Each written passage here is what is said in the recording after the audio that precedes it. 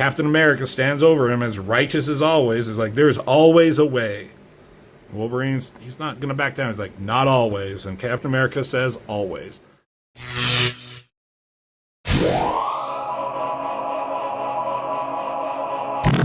Hey, welcome back to Nortman Reviews, and we are going to look at one of my favorite storylines of all time. I don't know where it ranks. Often I say Batman Long Halloween, which I'm doing, is one of my, probably my favorite comic book storyline, but this ranks up there pretty high.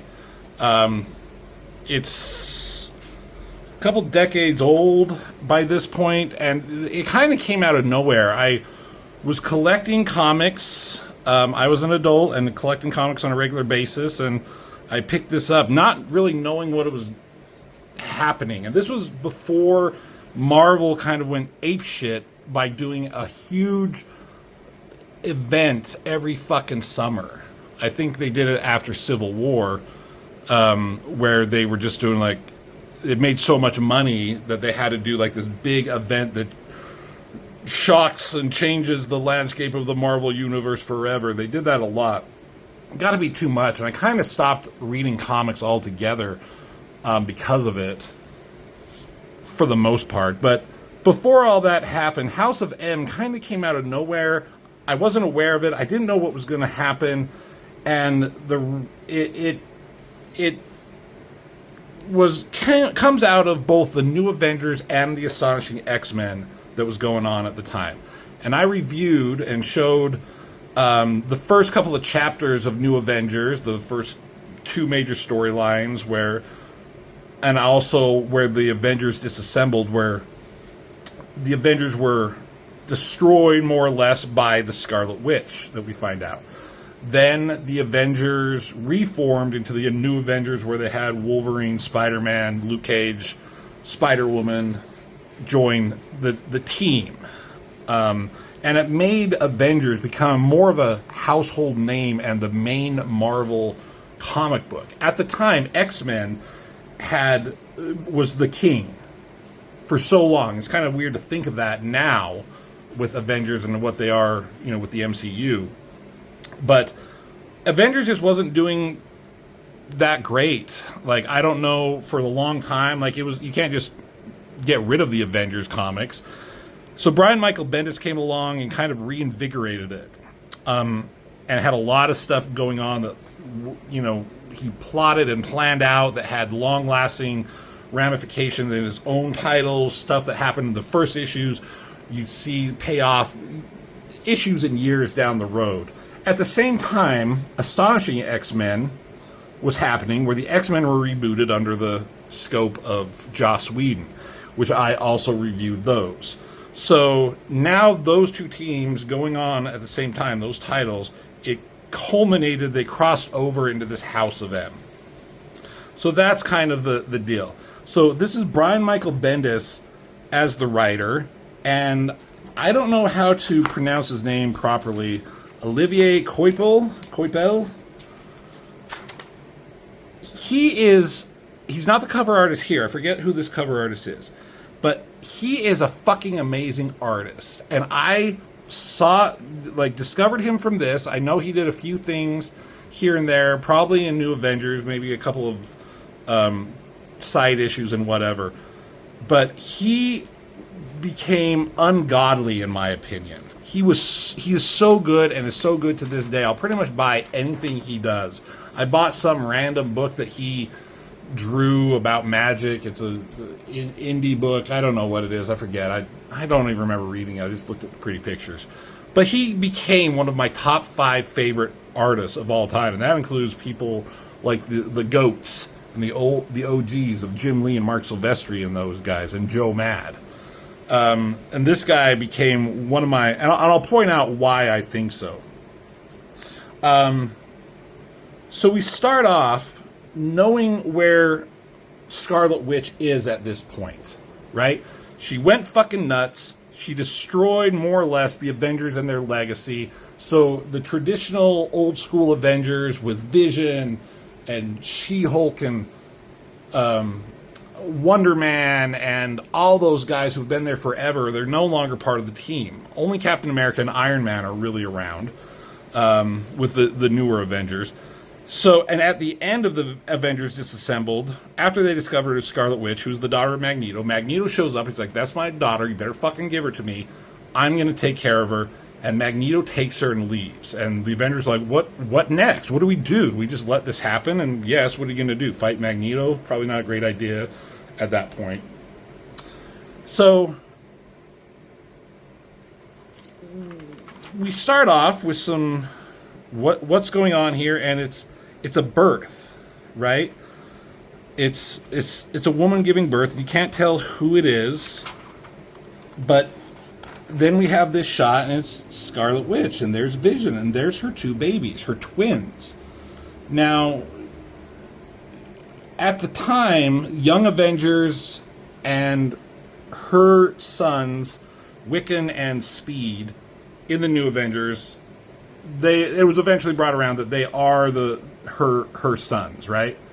And it had some weird thing to do where fucking Mephisto, again, was part of it, and some weird complicated comic book bullshit where she thought she gave birth to, like, actual twins, but that didn't actually happen. And that's part of the reason that made her go nuts.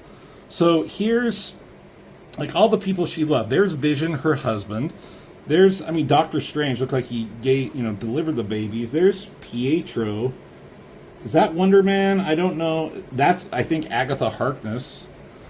If you haven't watched her show on Disney, I'd recommend it. That was actually, I didn't give a fuck about Agatha, but her show was pretty good. And it talked more about the two kids here. There's Magneto.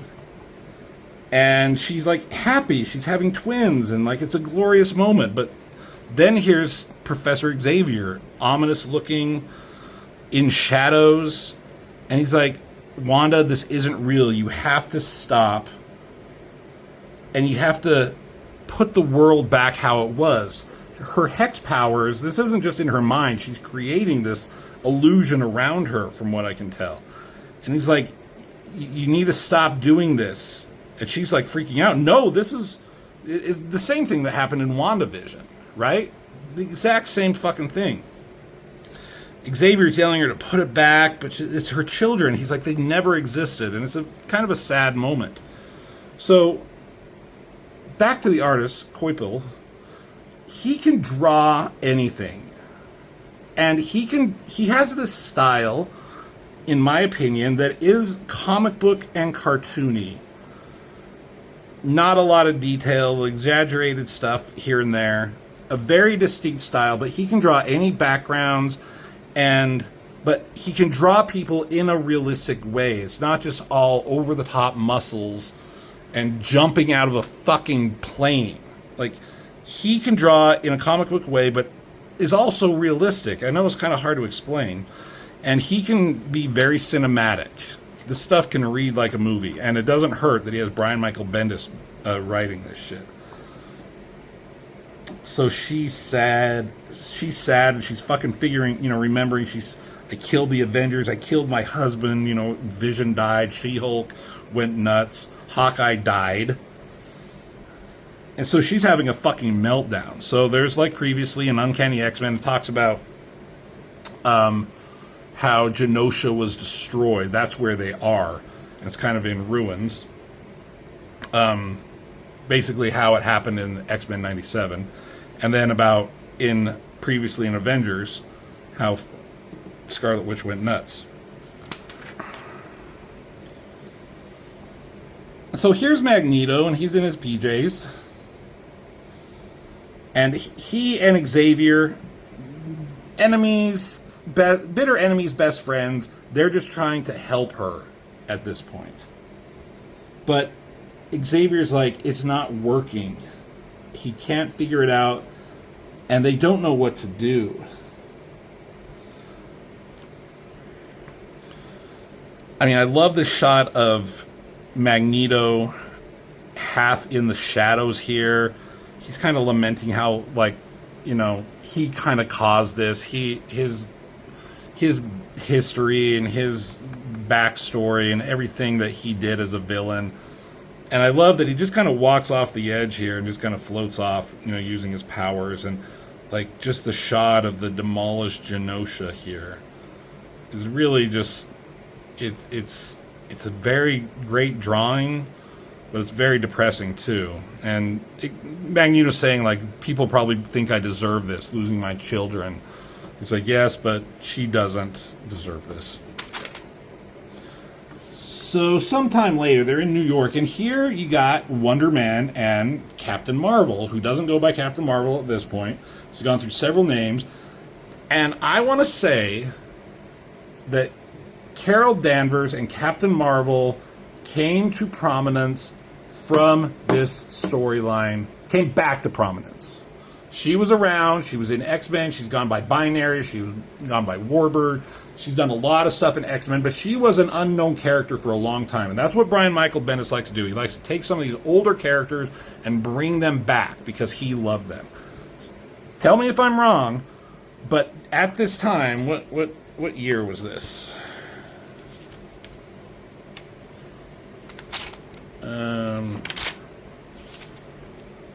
2005. There weren't any Captain Marvel books. There wasn't any Miss Marvel books. She wasn't in the Avengers. There wasn't a lot going on. But she became a mainstream Avengers character going forward again from this. And from there, she got her own book again. She got the Captain Marvel title. Whether you like or agree with that or not, like, that's not my Captain Marvel, then, it is what it is. But then she got her own movie. And now she's in the MCU, and you can say what you want about her movie and her role in those. I don't mind it. I kind of like her as a character because she came from some of this stuff. So, anyways, they show up, and they're looking at Avengers Tower, and they're like, well, I wonder why they called us in. They're like, probably to not invite us in person to join the team. And here comes Falcon. He's just there, Sam Wilson. And he's like, they didn't not invite us, we quit. So these three kind of pals, they're going up. They were called by the Avengers. There's something going on. And at the same time, this Blackbird is landing on top of Avengers Tower, and here's the fucking astonishing X-Men. That's a great shot of them walking forward. Beast here, as part of being one of the Avengers at one point, sees the new Quinjet. It looks fucking basic to me, but he thinks it's amazing looking. So I like these little interactions, this little history that shows that Brian Michael Bendis knows his stuff, right? And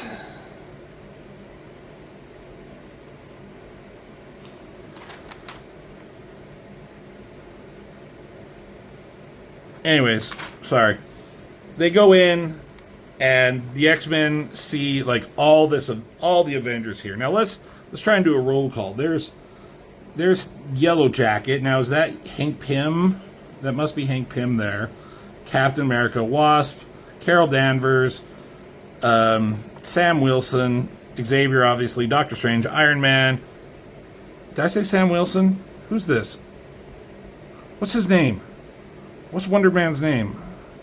Fuck, I can't remember. That's Sam Wilson, Falcon. It's going to drive me crazy. I know his... Simon something. Not Sam. Anyways, Spider-Man, She-Hulk, Luke Cage, and there's fucking Sentry back there. And what I love, this it's very natural. The detail in this, it looks like a very real place they're in, at a boardroom table, a big long conference table with these realistic chairs. I like how they're just kind of standing around, they're sitting, they all turn, some are standing. And I don't know why, but I loved how these two are dressed here.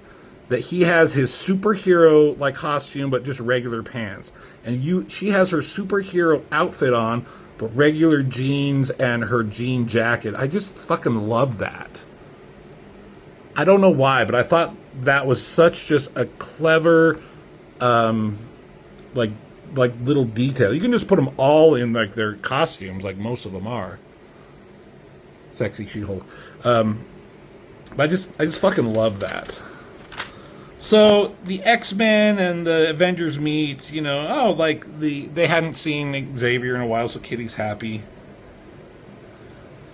And so Xavier basically gets all the X-Men and all the Avengers together and tells them more or less what's going on with Scarlet Witch and what are they going to do about it. We go back to Scarlet Witch. Wanda, she's laying down again artistically. This is just really good. It's nothing awe-inspiring, nothing splashy, but there she is, and it tells us the story. And who's this here with her? It's fucking Quicksilver, her twin brother. And Magneto comes in from out, like, what are you doing here? And he explains to Magneto, they're going to kill her. And Magneto's like, what are you talking about?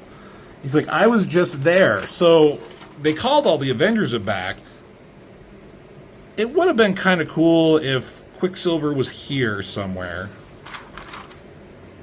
But apparently he was there, and he's so fast. He heard or knew what they were going to do, and he came back here, and he's like, they're going to fucking kill my sister. She's too dangerous, they think. Xavier, the rest, the Avengers, all the X-Men, they're meeting right now in New York. I was just there. They are agreeing to kill her. Why else would they meet? So he's assuming what they're going to do. I love the continuity of the backlighting. It's a dark room. Magneto comes in the doorway here, so the light is coming in from behind him.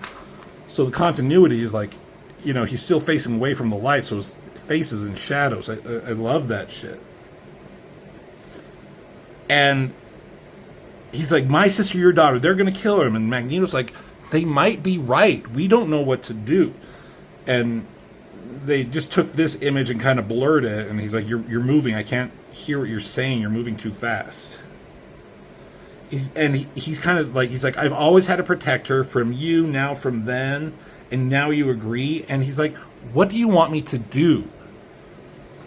And he kind of yells at him, like, they're going to kill her. And he grabs him. I love these shots here of Magneto and Quicksilver. Like, for some reason, they just look distinct. Some artists, myself included, often draws the same men's faces and same women's faces. Like, every character just kind of looks the same. Like, their costumes and facial features, you can tell the difference who they are. But, like, he looks older but muscular and wise. He looks young, but not a child. It's just kind of weird in how he did that. And I love, again, the shadows on him. And putting the Adam's apple and the lines here with the cross-hatching, the shading. Is there a different inker? Did he ink himself? Inker, Tim Townsend, right? So the combination of these two guys is just really good. I love this art so much. And the storytelling is just top-notch. He just yelled, what would you have me do? And he just, like is holding on to him. Father and son, they've had their differences, and he's just breaking down, crying. He doesn't know what to do. Magneto is sad. He's looking at his daughter here. Kind of lowers his head into the darkness and the shadows. Again, like, I talked about this in a video I just did, and about my brother Rob's videos, and he did Iron Man, Heroes Reborn Iron Man by Wheels Portasio, and he talked about how boring it was because of no action, and it was just setting up everything, right? And he talked about comics are different. You have to put in some action. You have to put in more, like, just character development and, like, building up just doesn't work. And I agree with Robert. Like, everything he said in that video was correct for that. But some writers and some artists can just do it. Flipping through this, there's not one fucking fight in this comic. There's not one fucking punch thrown. But I was engaged. I mean, through all the characters, through the artwork, through the storytelling. There's, like stakes going on. you just like what are they gonna do? You're with them. Like what are the X-Men and Avengers gonna do? What is Magneto gonna do? I don't know. This all works for me. Go back to the Avengers and White Queen of course she's like, what is there to say? Fucking put her down. Fucking kill her. And Simon says he's like, fuck no, because he was in love with Scarlet Witch. And like, what? Put her down like a dog? And Captain America's like, I won't even entertain that thought. And Wolverine, he's just, they got food. You just sitting there eating some pizza, just like lounge back. He's like, even though we just spent 20 minutes explaining how the girl's like fucking crazy and the world's in danger because of her, and a shadow looms over him, Captain America stands over him as righteous as always. Is like, there's always a way. Wolverine's, he's not going to back down. He's like, not always. And Captain America says always. Now, Captain America, he is the virtuous, hero that he should be, but at the same time, he is a soldier. He has killed. He's not as strict on it as like Spider-Man, Superman, Batman would be. So they talk through this in a normal conversation. Brian Michael Bendis is very good at writing in this aspect, in my opinion. Says like, okay, Charles, what can we do? Can you help her?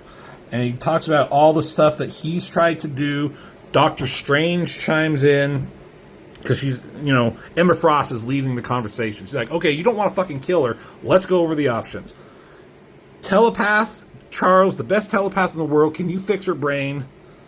And he's like, if I could, I wouldn't be having this conversation. Okay, what about the mystic arts?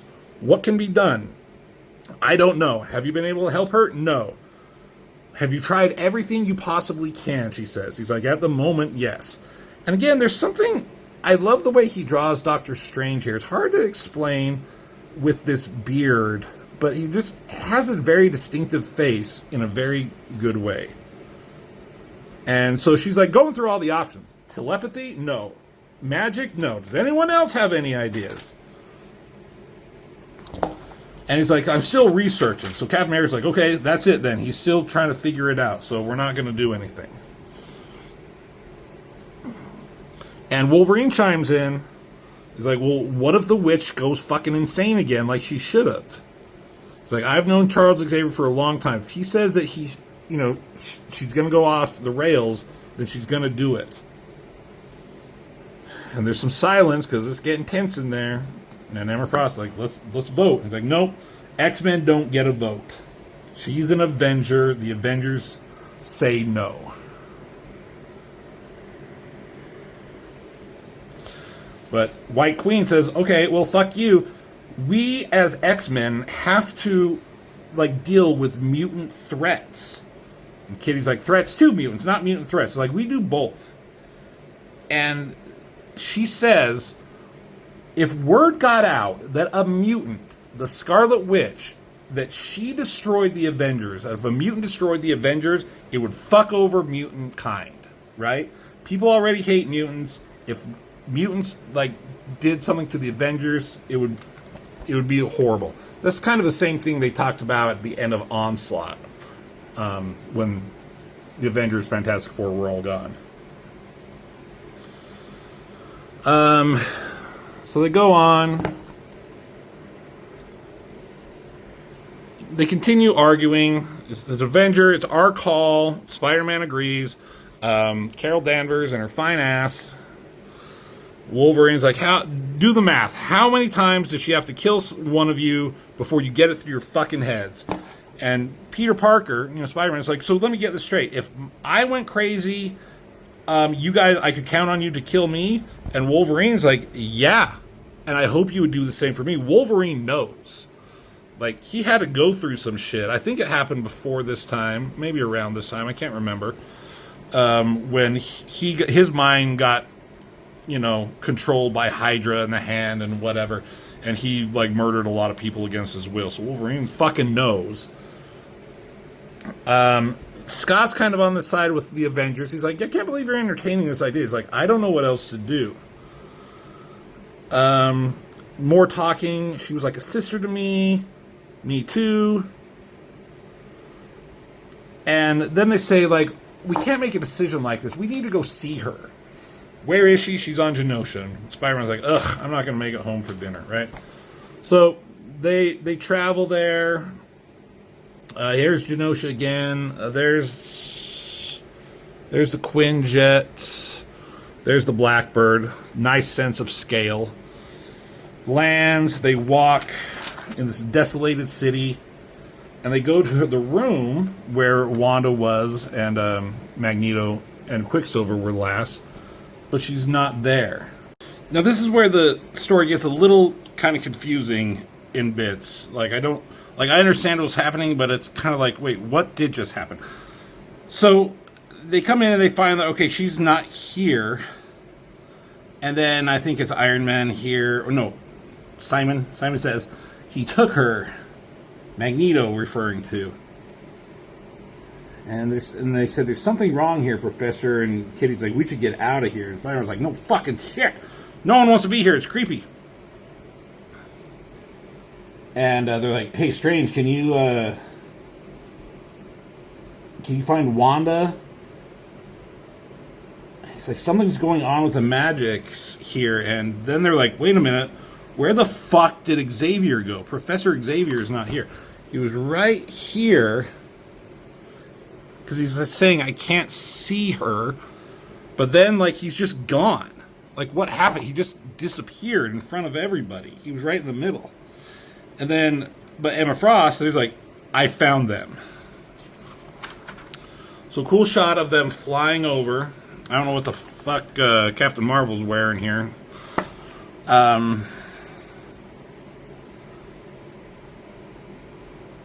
And so they're just kind of like talking about their battle plan. If like they show up, like let Emma take the lead there, since she's like the psychic. They're in this church or something, and Doctor Strange's like, last time she used her powers, she was creating a mystic pattern that I'm not feeling here. And so they don't know what's going on. They're having a hard time getting a beat on what is actually happening. Emma should be able to know what's going on. Doctor Strange should be able to figure out some shit. But they're kind of confused. Spider-Man with his spider sense, is it going off or not? And now, this is where it gets kind of confusing. Yeah, his spider sense is going off. No, it's not going off, he says. It looks like the things are going there, but he's like, the spider sense when there's danger, it's not going off. So he's like, I don't know if, and like, everyone is like not paying attention to him or ignoring him or can't hear him. He's like, hello? And this is where it gets kind of confusing. So there's this panel here, these open doors. Everyone is just kind of staring there. Everyone's in a silhouette except for Spider-Man. He's in full color. He's looking at something there on the steps, and he's looking up inside this church. I don't understand what is quite going on, but he's like focused on it, as is everybody. And then this weird effect happens. Darkness, Spider-Man looking at it, his mind, like, there's this image that's superimposed over this shot of him. You can tell that they reproduced it down here. So this is like happening in front of his head or something like that, and it expands and gets bigger. And then we just cut to, presumably, Spider-Man, Peter Parker. There's somebody crying or yelling. He's sleeping. Someone's yelling at him that it's your turn, and he's like, how is it my turn? Someone's still crying. He's like, coming, and he gets up. And there's somebody in the bed with him, and then there's just this picture of Gwen Stacy and him in a marriage photo. You see her blonde hair. And that's how it ends. To be continued. Like, what the fuck just happened? Now, I know what the setup is, and if you've read this, you know what's going on. I'm not going to really spoil it, because I want to talk about the series as we go. But Spider-Man's here. They're in Janosha. The dialogue suddenly stops. No one's paying attention to anybody, and something weird is happening inside the church. This flash happens, and then Spider-Man is somewhere different reality or something like that. So this goes 7 issues, 8 issues, 1 of 8. So we're going to look at each one. And again, I think is a really good storyline. And this storyline, it involves both Avengers and X-Men, but it has long, like they talk about these summer events, like the Marvel Universe will never be the same way again. And after this, and if you know, you know, but like it did have long-lasting like ramifications for the X-Men specifically. Like it kind of took the storyline for quite a long way. It was just which was started with this. So so that's it for now. This is a cool shot here. I didn't talk about this artist here. I need to figure out who it is. I feel like I know it. I just can't think of his name. But I really enjoy this. I like this opening thing. Not any battles, no action, nothing, but just the story is compelling enough for me, at least, that I was like, wow, I want to read the next one, like, automatically. A lot of it has to do with the pacing of the story. A lot of it has to do with the art. And I think these two worked really well together. Bendis and Coipel. Coipel? Yeah. So, good stuff. Thanks for watching. I'll get number 2 going soon, I'm sure. And as always, I will see you in the next video.